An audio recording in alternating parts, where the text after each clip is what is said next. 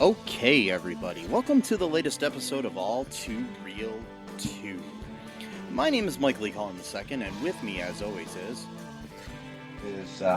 Sesame, Sermon, and Carta. Sermon. I like that. I think if I have a child, I'll name them Sermon. Don't. Okay. Don't.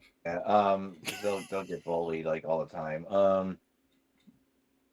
Well, I'll teach them to be able to deliver good messages, and you could be a mail carrier then. That point. Well, Yeah. not all those messages are good though either. So. Yeah, that's true, because a lot of them are bills and like yeah, you've been served and stuff like that. eviction notices and yeah, not always a good message. Yeah, Dear John letters, Dear John, I'm sorry, but it's not working out, and If people even still do that, probably now it's just like a text message or like an emoji or something like that, or like it's just a frowny emoji. It's like, yeah, like sorry, I think we're done now. it just says relationship frowny emoji, and that's how you break up with somebody, I guess. That's how people break up now. Yeah. Yeah. And then, like a Dumb and Dumber when he's like, she wrote me a John Deere letter. Well, I thought of something. So I saw something for sale today, and I was realizing something. Okay, they sell like urine to like at like sporting goods stores and stuff to like warn off animals and things.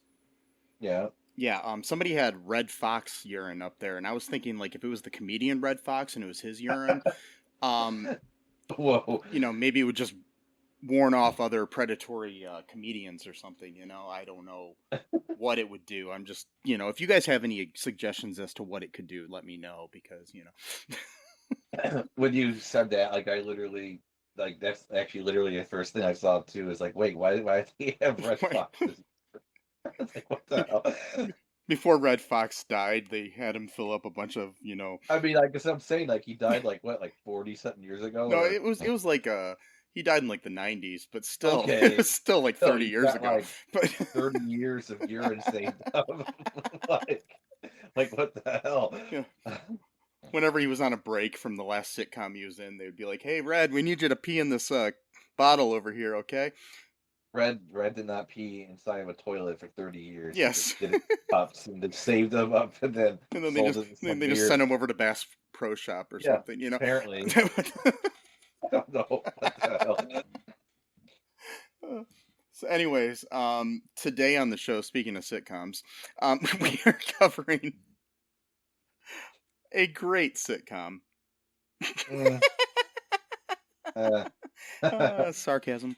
Anyway, so covering the pilot for the short-lived, it was like 1 season plus 3 episodes, so technically 2 seasons, show called Soul Man, a television series that ran from 1997 till 1998 on the American Broadcasting Company Network.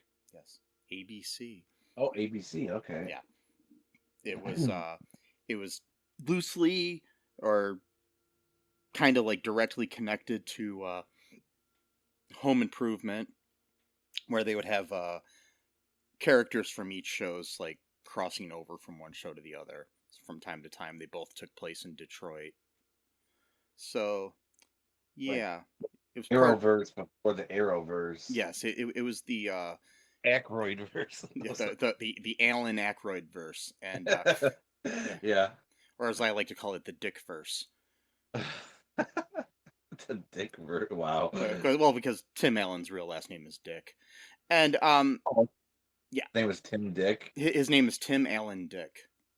Okay. Yes, his middle name is Alan. Cool. Yeah, much like your middle name, Yeah. Sesame, Alan, and Carta, right? Yeah. Yeah. So okay. Before we get into any more details about this show, initial thoughts here. At first, I kind of liked it the first time, and then I watched it again a couple days later, and I didn't like it that much. I wasn't thrilled. Yeah, I I thought it was okay the first time I watched it, and then I attempted to watch it a second time, and I could only make it about 5 minutes in, Yeah, and it took me a lot of discipline to. I was like, this I can't pay attention to this bullshit right now. So Yeah. yeah, um, love Dan Aykroyd. Don't get me wrong. Probably one of Well, the greatest comedic actors of all time. yeah, it's totally not put to use in this. At Yeah, least the pilot. I mean, I haven't watched the rest of the show episodes, but from the reviews I've read, I mean, it lasted a whole season at least. I mean, yeah, so but it didn't get much better after that, I guess. okay. Yeah, it had good ratings, is what it was. It wasn't the writing that was keeping it afloat. You know, it wasn't like critically acclaimed. It was more uh, people watched it, or people just forgot to turn their TVs off after Home Improvement. Probably is what it Yeah. was. Yeah. Oh, remember that guy from well, not Ghostbusters, because at that point the kids Yeah. probably would have been in bed, so they would have been thinking of like SNL or something like that, that he was in. Or they'd be They're like, like, you remember that guy from Nothing But Trouble? Oh wait, what? That's another failed Dan Aykroyd.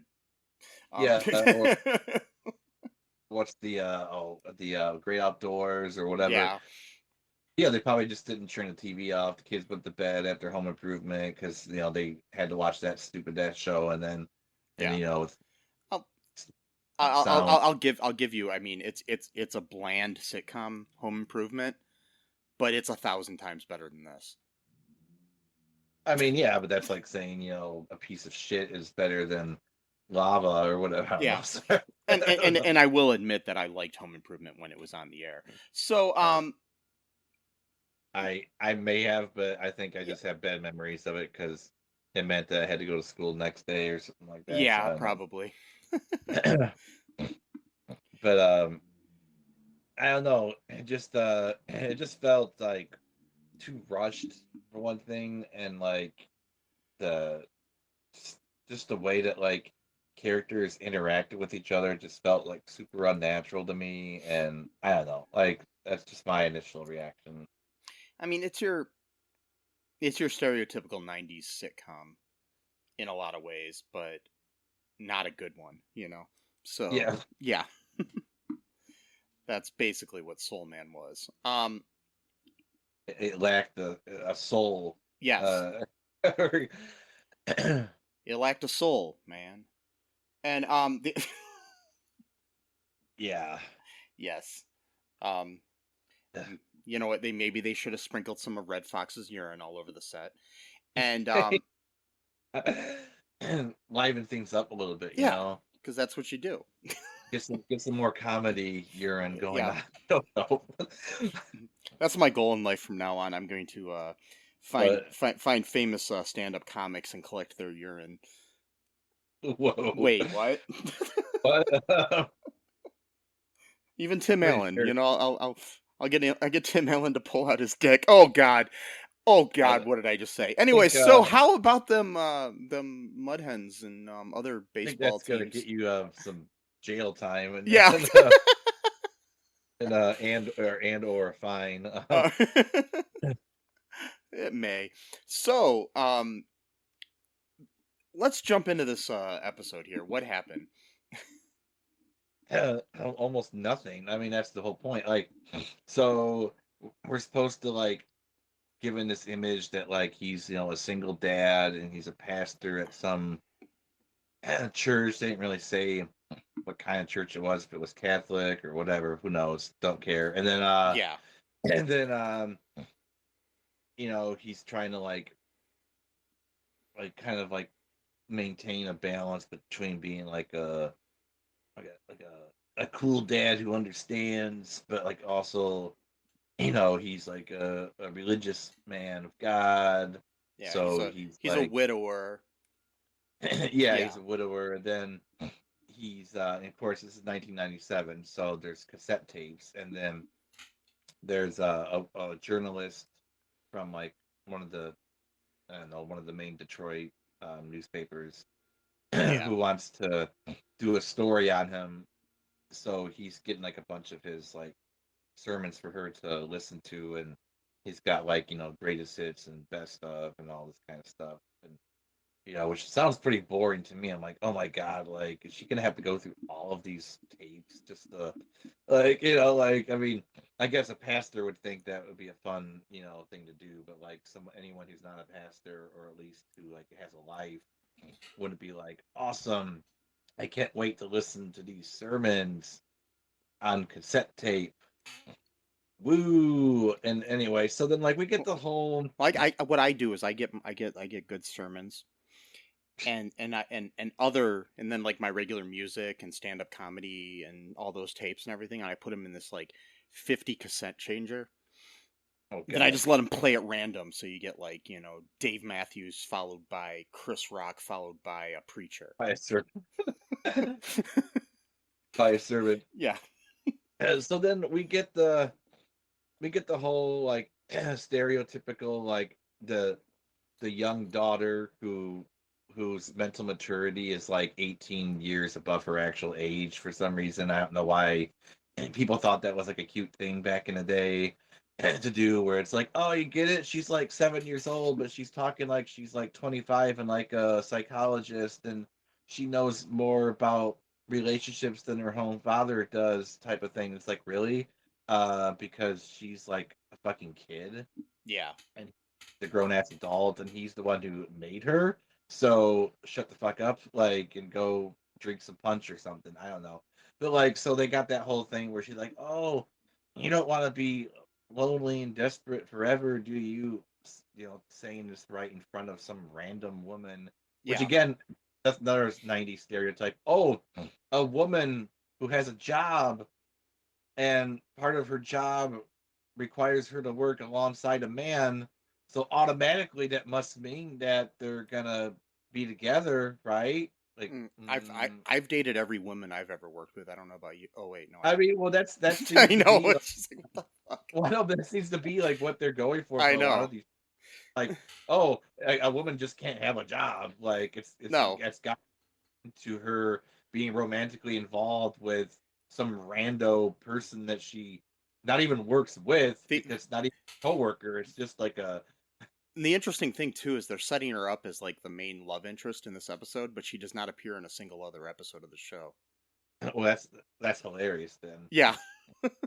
Wonder if she just decided to quit right after that. And then it's like, oh, I mean, her character just doesn't appear. It's like I haven't seen the other episodes. I'm assuming maybe he goes through, dating a couple other women or something throughout the run of the show or something, or at least one other. I don't know. That's really stupid then, because that was the and going for it was this dumb plot. Anyway, so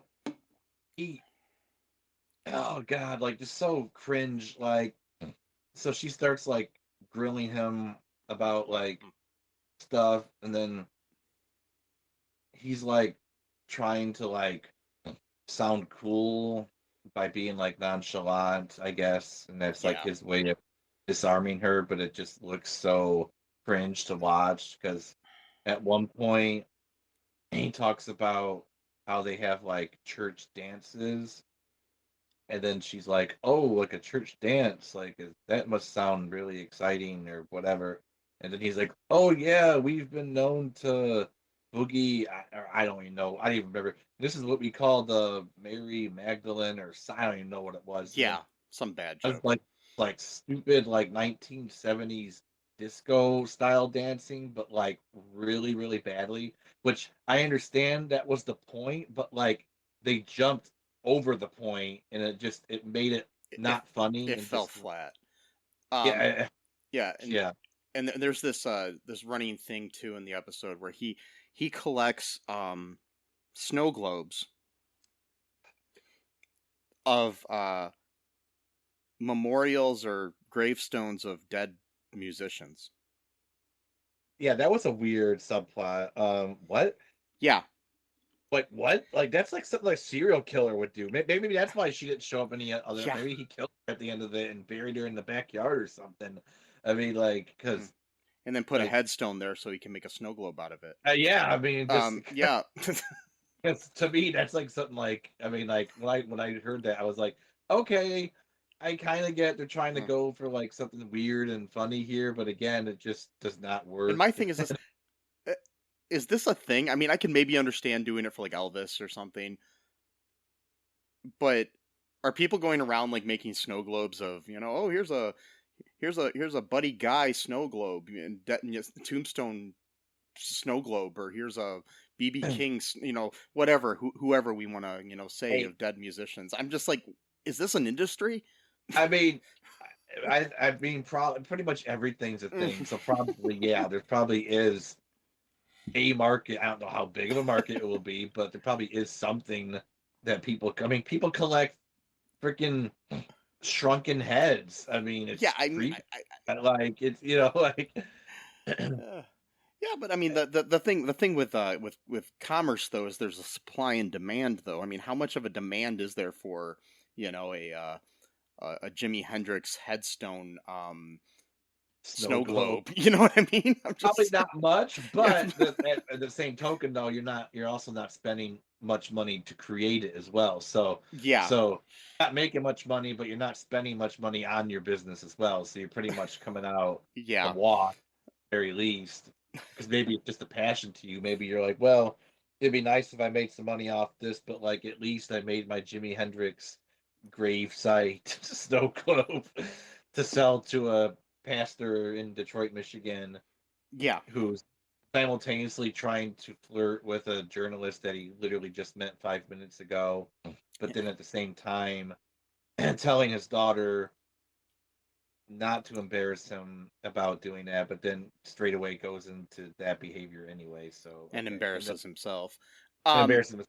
And but with the snow globe here, we've got the issue where one of them is found on the floor, broken. Yep. So what was it, the Elvis one? Yeah, it was the Elvis one that got smashed. So he has to line up his kids and figure out which one of them did it by the reaction on their face or something. Yep, he got to do a lineup.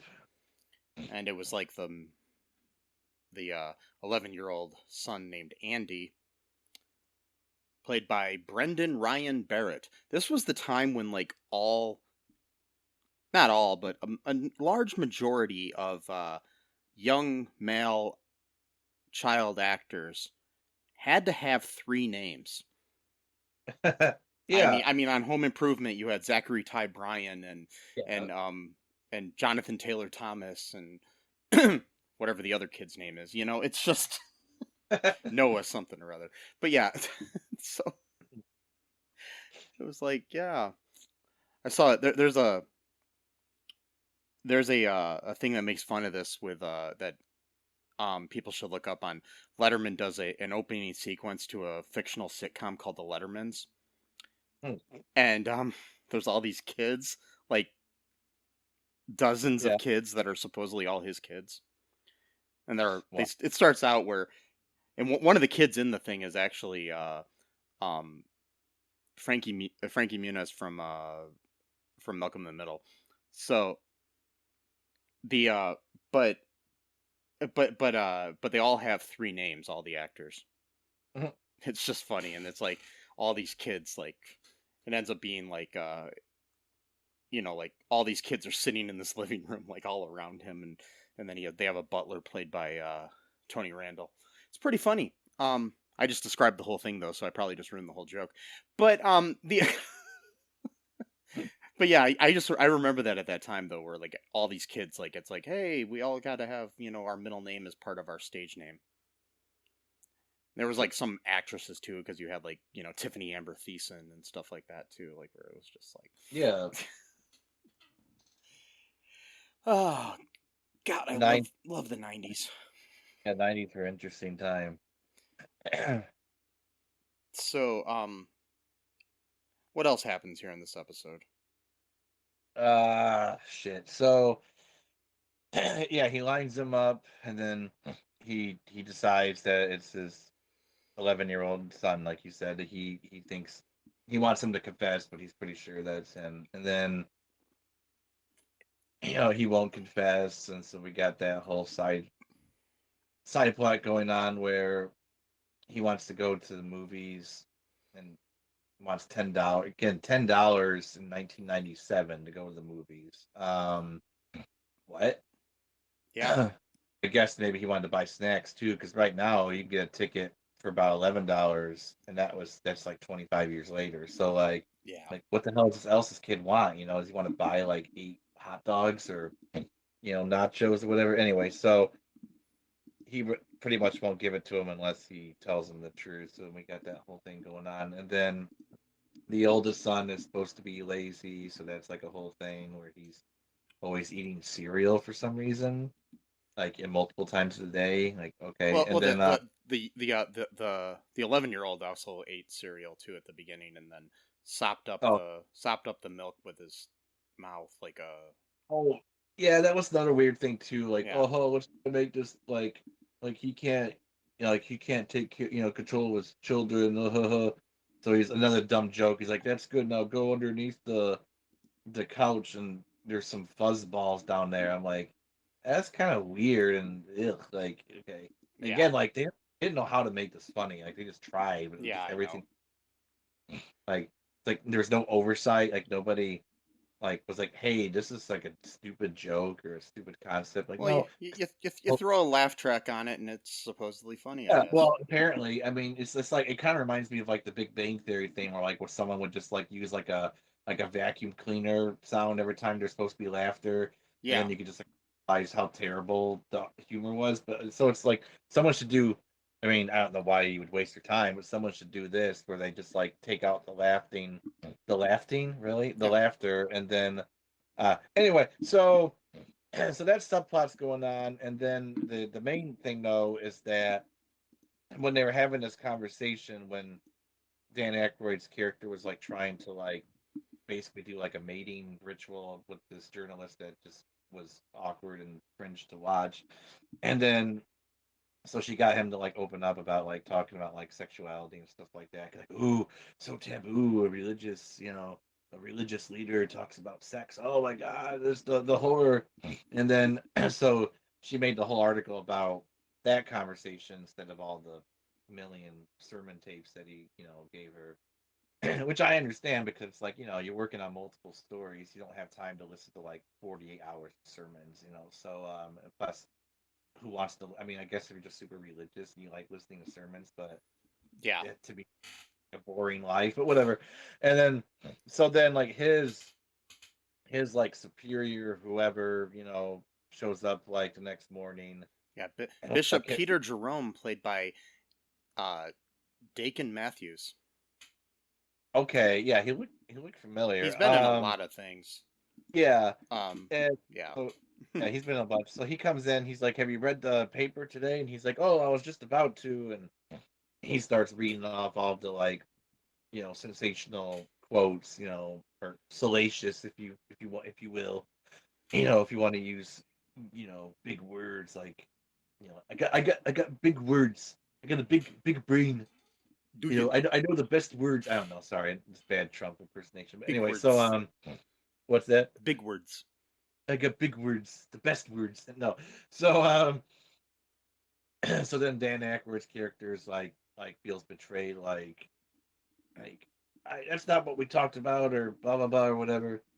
And then like there's this whole joke where it's like my wife was outraged or whatever, and then Dan Aykroyd's like, oh my God, was she offended? And he's like, no, she asked me where my urges went or whatever. It's like, oh, you get it, because he's an old man, he doesn't want to screw anymore.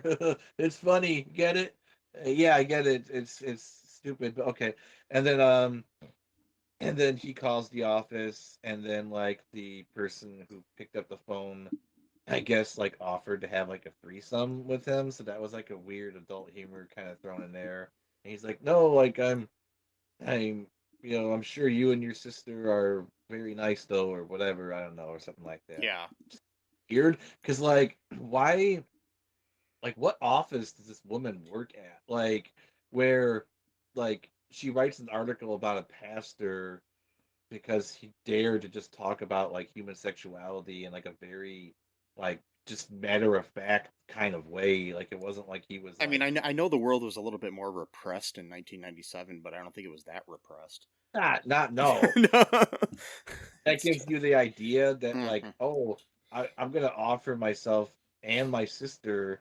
hmm So does that mean that that person already consulted their sister beforehand, which would and hopefully be the thing that they did, or just and it's like, oh, offer? we read a fact that a priest was a little bit into having human urges, and so, oh, I guess he's the only guy in all of Metro Detroit who has urges, so we gotta Or go. maybe What the hell? maybe it was like kind of like a hunting thing, like a Mhm. notch on the bedpost, like have sex with the pastor is one of their, Yeah, you know, one of their it, bucket list. it's a really weird goose chase or something, or It is. one It's of like, those okay, what are those things that you do, like oh,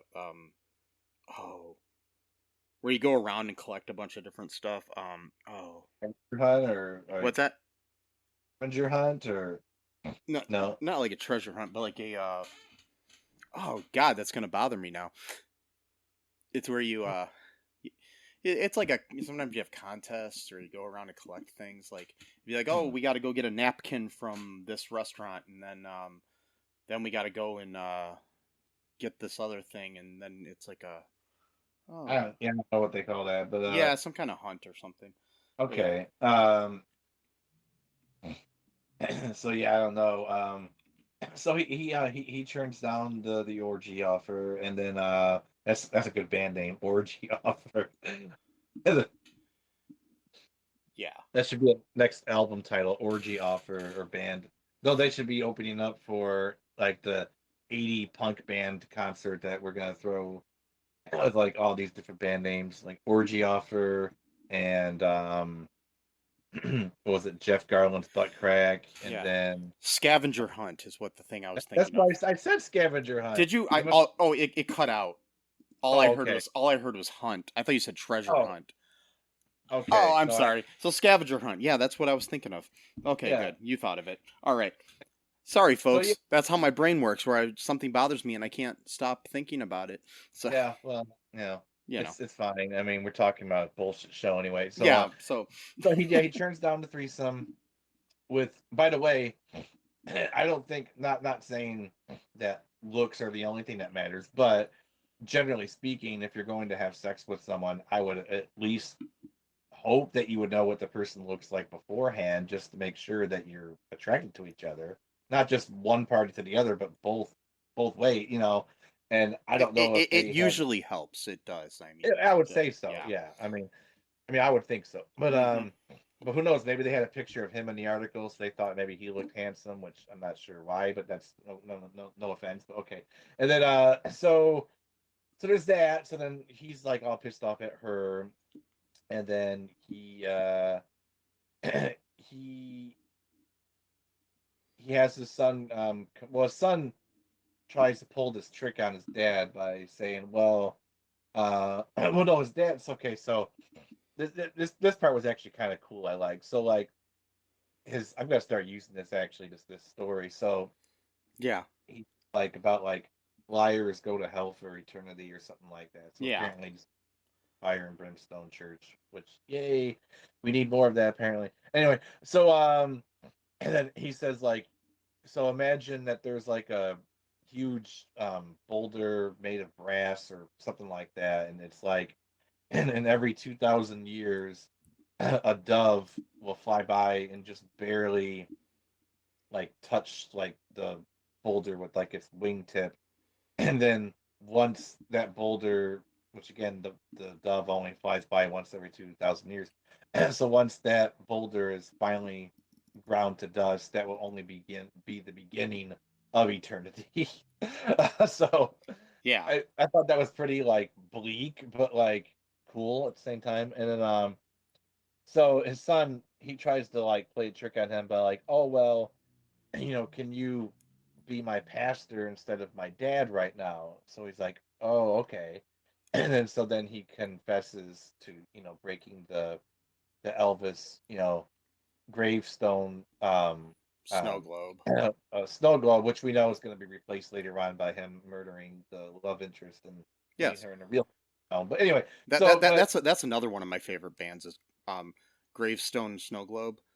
Um, yeah, yeah, this is going to be like a huge concert. It's going to be like I know. 100 bands.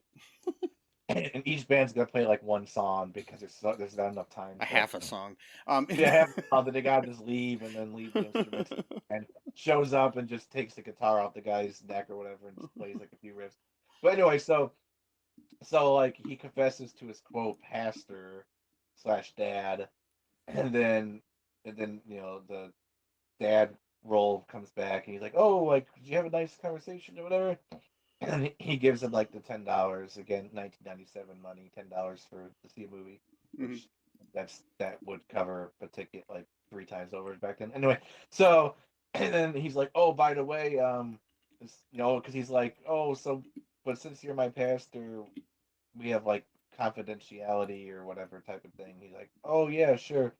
And then so then he's like, by the way, though, about the confidentiality, you're as your dad, though, I was listening in the doorway and heard you talking to your pastor. So then he just makes him give the money back to him. I thought was a little bit cruel. I mean, I guess it was supposed to be funny, which Mhm. everything in this episode was supposed to be funny, but none of it was. But still, like that's a bit cruel. And then Do you want to know what the average ticket price was in 1997 for a movie? I'm thinking like $5-6 maybe. $4.59. 4.59. See, I figured it was around that for Yeah. like a ticket. So yeah, maybe he wanted to buy some snacks, like whatever, Hmm. fine. And, I was gonna say he could hide them, but back then, since he's the son of a pastor, probably sneaking in food would be like a sin. Even though the real sin is how much they charge at the concession stand, but whatever. And then because that's where they make their real money. No, I don't care. And then like let fucking AMC go under. If they're gonna by the way, I sold all my shares of AMC because I'm like, it's not going to fucking get any bigger than it is. Or who knows? Probably now it's Well, going the to jump up the to like average a ticket thousand. price today is only 19. I mean $9.17. Really? Yeah, Oh, that's the every time I average, go, like the nationwide average. Yeah. oh, nationwide. Because every time I go, it's usually at least $10 or Yeah, well, it just more. depends on where you go. If you're going like the thing is, it's for example, like where you live in Toledo, the Toledo area.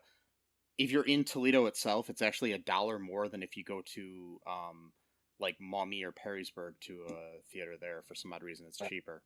But with gas prices, you'd be saving money if you just Yeah, if I. yeah. But what I'm saying is that like if you lived closer to those theaters, you're paying less than if you lived closer to the. Okay. So like in a bigger city, it's probably going to be more expensive than it is in. Yeah, I mean, like Yeah. especially like Detroit or whatever. Yeah.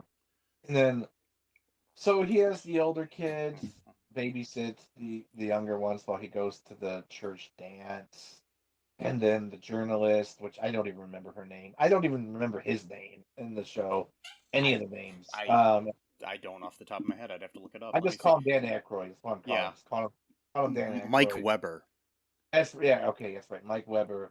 So Yeah. then she shows up at the dance to like apologize to him, and then again, just this forced, unnatural like way they interact with each other, like way too rushed and like saying, "Oh well, maybe I did mean the things I said about being attracted to you," and she's like, "Oh, I'm shocked and confused," and he's like, "Oh, that's everything a man wants to hear from a woman." I'm like, "Oh my god, like this is so not funny." Like, oh my god, like if any, like I mean, I don't know, I'm not like the best like quote unquote player, I guess if you want to even use like 20-year-old terms, but like even I would know to like pump the brakes at a certain point of like trying not to impress a woman by acting so completely stupid. So I shouldn't Like, use this as like the blueprint of how I should approach women in the future. no, unless you want to like repulse them. Like, I mean, if that's what you want, go ahead. But That's like, exactly what I want. So okay, good. well, then okay, yeah, Oh, that's okay. yeah. Yeah, if that's your goal, then Oh, sure. okay, good. I was just making sure. Dan Aykroyd's doing in this episode Yeah. because I'm forgiving everything. I mean, I used to just base everything on the wild and crazy guys thing that he and Steve Martin did on Saturday Night Live. So that repulsed women too. So Yeah, well, that's understandable. Yeah, yeah. but yeah, I wouldn't go that route either. But and then and then she's like, I gotta leave because she's embarrassed or whatever. I'm like, oh my god, this is like this was 20. This was only 22 minutes long, and I barely got through it the second time. I Yeah. mean, it was like, I mean, we're talking like an average length, time TV show sitcom, is usually about 21 minutes. This was like 22. Okay, fine. An You're a extra 30, you're a whatever. better person than me, Sesame, for getting through it a second time. Well, So I don't think it's better. I think I like punishing myself because I don't. Like, I just think I'm not worth it, so I just have to sit through like the agony, of watching this, and then and so then he goes back home, and then like his younger kids are dancing outside for some reason at like 10:30 at night. like you do. I mean, That was they're to show the fact that the oldest son wasn't paying attention to them and fell asleep when he was supposed to be watching true. them. So yeah. No, I get that, but like, Hmm. and I get it's the '90s, so people weren't like born with like cell phones, or smartphones in their hands at that Hmm. point. Pretty much like live their life through that screen, so I understand that. But like, I just don't see the likelihood of like, an impromptu dance off with like the radio blasting on at 10:30 at night. Well, if I could And like, count the number of times my sister and I danced in the backyard of our house at 10:30 at night. I mean, and no Uh, one called the cops for like a noise, yeah, I mean that like. was my sister and I used to do that like never. And Apparently they did that, and no one called the cops once. That yeah. hey, those kids out there, they're unattended and they're Hmm. blaring that rap music or whatever. And then, Well, this is Detroit. The cops have other things to worry about. true. Plus, Detroit rocks. This. Yeah, I don't know. Who knows? And then, so then he like dances with them for like a second. Yeah. Without the radio. He, you know, potentially causes life-altering injuries to his son by doing an air horn. Which again, why do people think that's funny? That's like that could severely like damage your ears. Oh yeah, definitely. Like, like even like in the new She-Hulk trailer, they're doing that. I'm like, don't give kids ideas, okay? Because some idiot's gonna see that Yeah, and be like, somebody's oh, gonna lose their hearing if people keep I doing that saw type this of on stuff. She-Hulk and it was so funny. Hmm. Yeah, again, yeah, it was so funny. A fictional TV show where two people are green skinned and they have superpowers, super strength powers. So yeah, everything you see there is totally realistic. It's gonna happen. You fucking moron. I'm saying this like to future whoever's gonna try this because they saw that anyway. And then So I should not try that. no, so Oh, then he does okay. that to his son, Because I was and going to use then that to try to pick up women too. no, don't do that. Oh, No, okay. But no, that's it'll scare them off, right?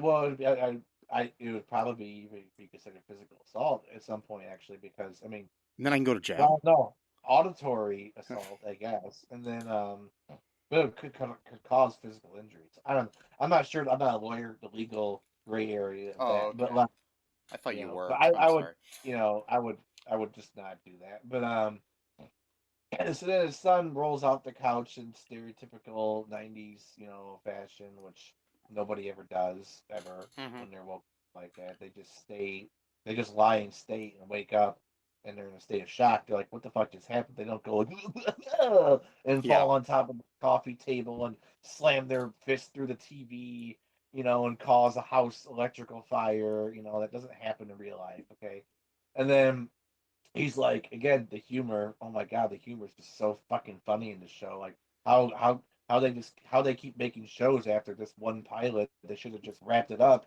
Oh yeah. Comedy's done, and then he's like, "You could have given me a heart attack," and then he's like, "Oh, you can only have a heart attack through hard work, so you don't have nothing to worry about." I'm like, that's objectively not true, like Yeah. at all. Like what? Like, are you trying to be funny, or do you actually? Because again, it's the '90s. I don't know what doctors thought in the '90s. Was that a thing? Did they No, think that? because it's pretty much guaranteed that doctors did not think that then. I mean, I it was was I was kind I was gonna yeah. hope so. I'm like, I'm pretty sure that's not a thing. Like, I'm pretty sure you could just like have a heart attack in your sleep. Like, Oh yeah. Many you people know, had at that time. and So plus too, I think the air horn thing could potentially at the very least. it could cause I'm, it. I'm talking too much, dude. But anyway, this show Yeah. sucked. It was bad. What else happens? Oh yeah, she shows up, right? Can you finish this off because I'm getting pissed I off here. honestly don't remember how it ended. All right, I'll say it then. The journalist shows up at his house again at like 10:30 at night to apologize for a second time, but this time apologizing for her acting awkward. And then I guess this was supposed to start the will they won't they, Ross and Rachel, Sam and Diane, Yeah. Hmm. Annie and Jeff type of, the community reference, type of thing. Yeah. Well, like you said, she doesn't show up at all No. ever again. So my theory is that he killed her, and then because of the snow globe things, then because that was gonna lead into the sequel, Soul Man 2, or it was gonna be more like Soul Retriever, or where he thinks he's actually a demon. He's collecting souls, and then that's why he became a pastor so he could get closer to like Christians in order to do that. And then he saw that there was like purity in her soul, and he was like, "Oh, this is gonna be a great catch," and that's why we never saw her again, and that's why no one suspected that he killed her because he's a pastor. Why would a pastor murder someone? They're all godly men, right? I mean, they don't do anything wrong ever, right? The Baptist Federation, the Catholic Church, and the Islamic Republic of Iran. Anyway, but like so they would never do anything bad, you know, Well, yeah. like murder people or like especially Dan Aykroyd as a pastor, he wouldn't do that. But that's my theory, at least, is that they're gonna have a second show called like the Solden Retriever. Okay. and it's, it's because he's retrieving souls, but and Solden because of soul, and then Golden. I don't know. Maybe he wears like a gold suit. I haven't figured out yet. I'm just making this up on the fly. But like Well, you should work on this. the Solden Retriever Yeah, with yeah. right. Take these little crumbs and bake them. Like the QAnon Yeah, people do. And and that's it. They hold hands and they're about to kiss, but then they like, oh, we should just be friends. They're like really good friends, and then she gets up and walks away, or supposedly, I mean, he murders her, but like supposedly she walks away, and then he goes inside the house, and his oldest son, who's awake now after having almost permanent hearing damage from his dad, and he's like, "What are you doing?" He's like, "I'm gonna get some ice," because early on when he was talking about his sexual urges to a woman he's just known for 5 minutes as a pastor, again, that shows maybe the level of emotional intelligence he had, where you know nothing wrong with talking about human sexuality as a pastor, but like you've literally known this person for 5 minutes and you're already talking about your sexual urges. yes. Even as a non-pastor, I wouldn't do that to someone I had just met 5 minutes ago. Like what? But it's okay. So we've already got a profile built about his boundary issues. So that's a big one right there. So and he's a man of God, so he's got access to people. So we got that. He's causing permanent hearing damage to one of his children. So we got some abuse going on right there. Lots of things can be leading to him being a serial killer is what I'm saying. So watch out for Solden Retriever, probably coming out in like I don't know, March 2026, after Marvel's Phase 8 is over or whatever. So not everyone's back home from seeing like the latest Marvel movie and 18 different TV shows all at the same time running concurrently. And you gotta make sure you gotta watch it after that, because that you don't want the times to like you don't want like a time incursion. If we're gonna make Sounds like a plan here. yeah, we don't want like a time. I know I'm totally annoying you here, but like No, you're not. I'm just gonna keep it going like Fred Willard would, just keep the bit going. So like you don't want like a time incursion, like a Doctor Strange reference to happen, where you don't want the Soul and the Retriever to be played at the same time that like Guardians of the Galaxy Part 8's gonna be playing or whatever, and like Chris Pratt's gonna be like 70 years old at that point or whatever. Well, still doing his stupid jokes like, I'm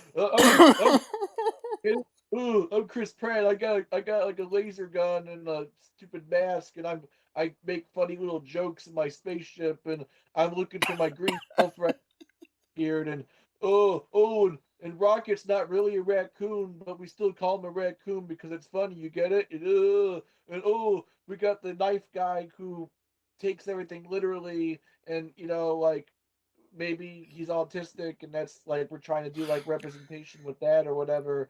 And then so you gotta make sure that that's not playing at the same time as the Soul and Retriever is, because we need to know what happened to the Detroit journalist who just left. I don't think she just left. I think he killed her. I think he felt so embarrassed about the article that she wrote about him, and now everyone at his church is like thinking like, oh, he was the pastor. He was talking about his sexual urges, and because like that's a total natural thing to happen in human society for the past like 10 billion years. But like since he's religious, he's not allowed to talk about that or even have those feelings, because he's not supposed to be a human being. So, He's supposed to be a creation of God himself. did you want to hear some reviews? Oh yeah, sure.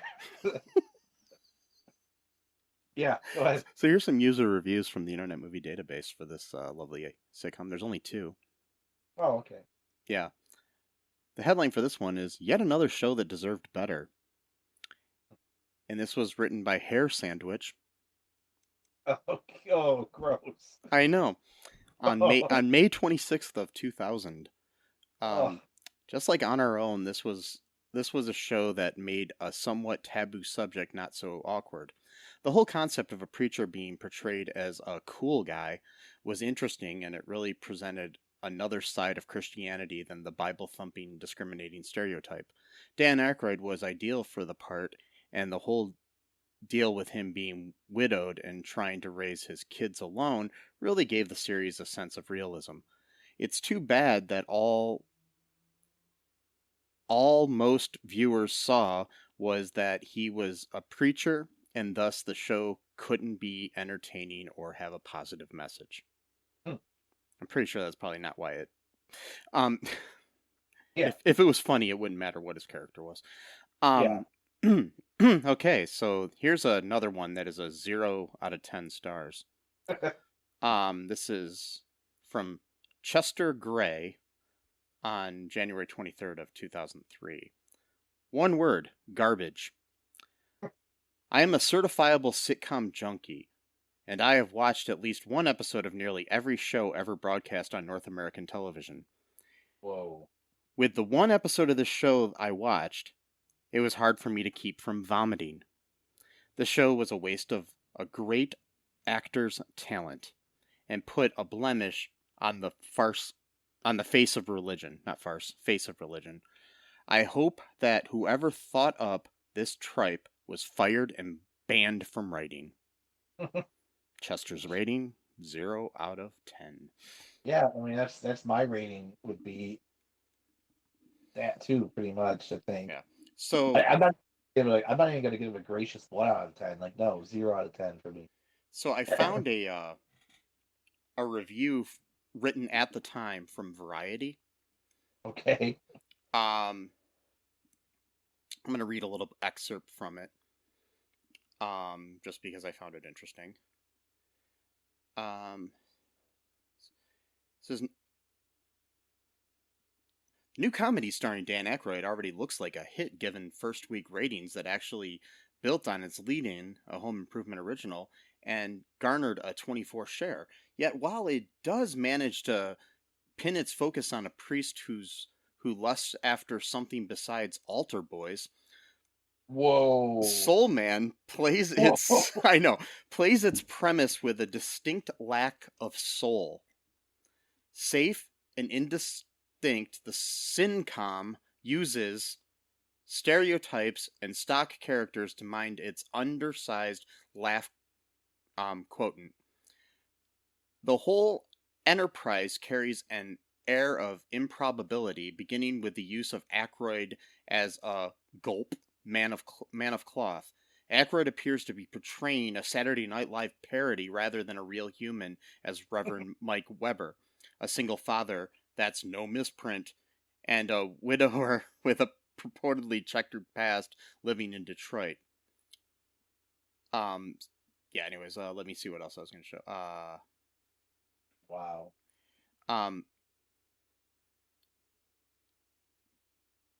So he said, okay, anyways, he says purportedly checkered past living in Detroit. It bumpers what we see him it bumpers. We see him riding a motorcycle and flashing a leather jacket. The Reverend, since the death of his wife 3 years before, Reverend Mike has been forced to care for 4 kids on his own, and somehow does it without any nanny or housekeeping help. God evidently does childcare these days. Yeah. Wow. So they didn't like it. No, and plus too, they got it wrong.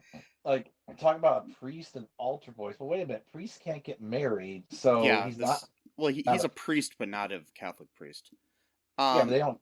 Yeah, call and my favorite quote from later on in the thing though is he talks about Deacon Matthews' character, the bishop. He says, Deacon Matthews also appears from time to time as a fellow priest who adds the occasional wisecrack, but he looks bored. Well, yeah, why wouldn't he? I mean, yeah. He said he's not the only one. It's hard to fathom just why the vastly talented Aykroyd would agree to center such a trite, mundane to agree to center in such a trite and mundane show, and one given only a 3-episode guarantee, because that's all I got for the first season. Well, because money. Yeah. Because the last successful thing that Aykroyd was in before that was like probably like 10 years. Oh yeah. Maybe even. I mean, the sad thing about this was written by Ray Richmond for Variety, just giving him credit. So there we go. The sad thing about Dan Aykroyd is that his career was kind of short-lived. I mean, he did a lot within that, and then like he just like stopped. I don't know if he just felt like it. Oh no, he's a millionaire now, selling his vodka and stuff. So he's. Well, no, I figured he's a millionaire just from. Yeah. Because he sells that vodka and skull bottles and stuff. Dan Aykroyd does. Oh, okay. Yeah, and makes a lot of money off of that. So. Yeah. Vodka or whiskey or whatever it is. I think it's vodka. I don't know. I don't drink, so I don't know what the shit is. But yeah, probably whiskey. I don't know. But yeah. Yeah, but like he did have that show for a while though, where he was talking about like aliens and stuff. Yeah. Kind of cool. And because I guess he's a big believer like in UFOs, but pretty interesting. And he made money off of any Ghostbusters stuff because he created Ghostbusters, co-created them. So. Right.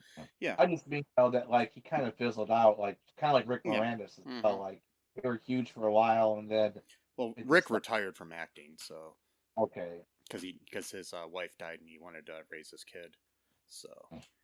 No, I get that, but even like before he quote retired, like he still wasn't doing like a whole lot. Is what I'm saying. Like it wasn't like his last. I think his last movie was Honey, We Shrunk Ourselves. Rick Moranis. So yeah. Actually, that's a good one though. Honey, We Shrunk Ourselves. This one had Allison Mack, before she became cult leader. Yeah. Anyway, which is weird because her character arc in that movie was all about consent and stuff like that. Because we tried to kiss her without asking permission. Again, 1997, kind of ahead of its time, to have those conversations, especially like in a Disney movie. But hey, give credit for what's credit due. It's unfortunately that she didn't learn anything from that lesson. Oh no. And yeah, but anyways, any final thoughts here before we wrap things up? Other than just that, my brain is completely like ADHD mode right now, and I'm just like, no, that's fine. just rambling on like the most random. I had to make this episode funny because the show was so bad Yes. that it was like I felt like I would be doing our listeners a disservice by just like blandly replaying what the show was, which was just bland and terrible and just bad. I don't know.